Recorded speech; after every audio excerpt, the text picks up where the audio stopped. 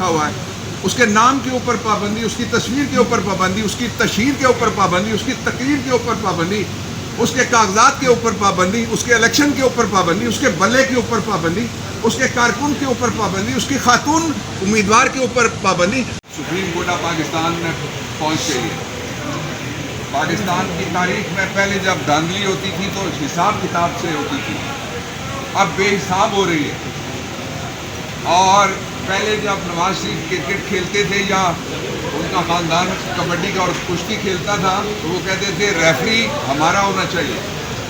اب وہ کہتے ہیں کہ پی ٹی آئی ٹیم میدان میں نہیں آنی چاہیے اور ان کو صرف نوٹیفیکیشن چاہیے اقتدار کا، جو نہیں ملے گا۔ دوسرا یہ کہ پاکستان کی تاریخ میں اتنا متاثر ریگولیٹر الیکشن کرانے کا ذمہ دار کبھی بھی نہیں آیا۔ مجھے کوئی ایک الیکشن کمیشن کی مثال دے دیں جو کسی ایک پارٹی کے خلاف اتنے آرڈر کر چکا ہو جتنے گنے بھی نہیں جا سکتے، اور مجھے کسی ایک الیکشن کی مثال دے دیں جو پاکستان کے کسی وزیر اعظم کے پیچھے جیل میں گیا ہو کہ آپ نے ہماری توہین کر دی ہے اور اس توہین کے لیے ہم آپ کے خلاف کارروائی کریں گے۔ کل سے ایک بات چل رہی ہے، اس کے اوپر میں پاکستان تحریک انصاف کا بھی اور اپنا ذاتی طور پہ جو موقف آپ کے سامنے رکھنا چاہتا ہوں، اور وہ بات یہ چل رہی ہے کہ عمران خان صاحب نے کہا، ہر جرم لگاتے وقت کہا کہ آپ کے خلاف تو آرٹیکل 6 لگنا چاہیے۔ ہمارا موقف یہ ہے کہ جس نے پاکستان کے 2 بڑے صوبوں میں اور مرکز کی حکومت اس کا عرصہ ختم ہونے کے بعد جو اقتدار میں ایک دن فالتو رہا ہے، جس نے فالتو رکھا ہے اور جس نے الیکشن ڈیلے کیا، ان سب پہ آرٹیکل 6 لگے گا۔ اس لیے کہ پاکستان میں آرٹیکل 6 کا جو آج تک ایک پہلا اور آخری مقدمہ ہوا ہے وہ کیا تھا؟ کوئی پورا آئین کسی نے پکڑ کے پھاڑنے کی کوشش نہیں کی تھی، وہ یہی تھا کہ ایک غیر آئینی لیگل فریم ورک آرڈر آیا تھا، اور اس سے متاثر کون ہوا تھا؟ چند درجن افراد متاثر ہوئے تھے۔ یہاں پاکستان کے 25 کروڑ لوگ ہیں جن کا بیڑا غرق کر دیا گیا۔ کل رات کو 4 روپے 30 پیسے فی یونٹ بجلی کے ریٹوں میں اور نرخوں میں پھر اضافہ کیا گیا ہے۔ کوئی نوٹس نہیں ہے پبلک کو، کہاں سے دیں گے لوگ بل؟ ابھی 10 دن پہلے 4 روپے کا اضافہ کیا گیا تھا۔ لوڈ سے تو صرف پی ڈی ایم والے حکمران رہے ہیں جو اب نئے نئے چولے اور نئے نئے چوغے پہن کے آ رہے ہیں، اور وہ جس کو کہا گیا تھا کہ وہ ووٹ کو عزت دیں گے، وہ جس کو کہا گیا تھا وہ پاکستان کی امید ہے، وہ کل مجھے میرے گاؤں سے کسی نے فون کر کے کہا کہ آپ کو پتہ ہے وہ کہاں ہے؟ میں نے کہا بھائی مجھے تو نہیں پتا نواز شریف کہاں ہے۔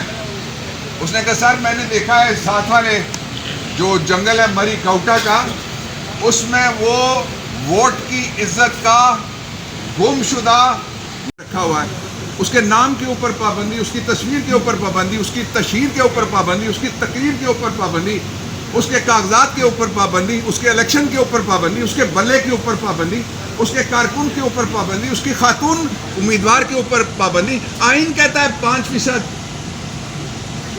کانسٹیٹیوشن کے نیچے بنا ہوا قانون کہتا ہے 5%، آئین کہتا ہے ویمن ایمنسپیشن کے لیے خواتین کو برابر حصہ لینا چاہیے۔ ہماری خواتین جنرل سیٹوں پہ سب سے زیادہ لڑ رہی ہیں پورے پاکستان میں، کیوں ان کے راستے روکے جا رہے ہیں؟ اور قانونی تقاضا ہے کہ ہر پارٹی 5% خواتین کو جنرل سیٹیں، تو یہ کیا کیا جا رہا ہے لوگوں کے ساتھ؟ یہ خواتین کے ساتھ کیا کیا جا رہا ہے؟ یہ سب دھاندلی نہیں ہے، یہ میگا دھاندلا ہے۔ یہ ایسا شرمناک دھاندلا ہے جو منہ چھپاتا پھرے گا جس دن اس کے نتیجے میں اگر کوئی اسمبلی آ گئی منہ چھپاتی پھرے گی، وہ باہر نکلنے کے قابل نہیں ہوں گے لوگ۔ اور اس کے ساتھ ہی نون لیگ والے ایک انویسٹیگیشن چل رہی ہے، اس پہ وہ کہتے ہیں اس وقت ہماری حکومت نہیں تھی جب فیض آباد کا دھرنا ہوا تھا،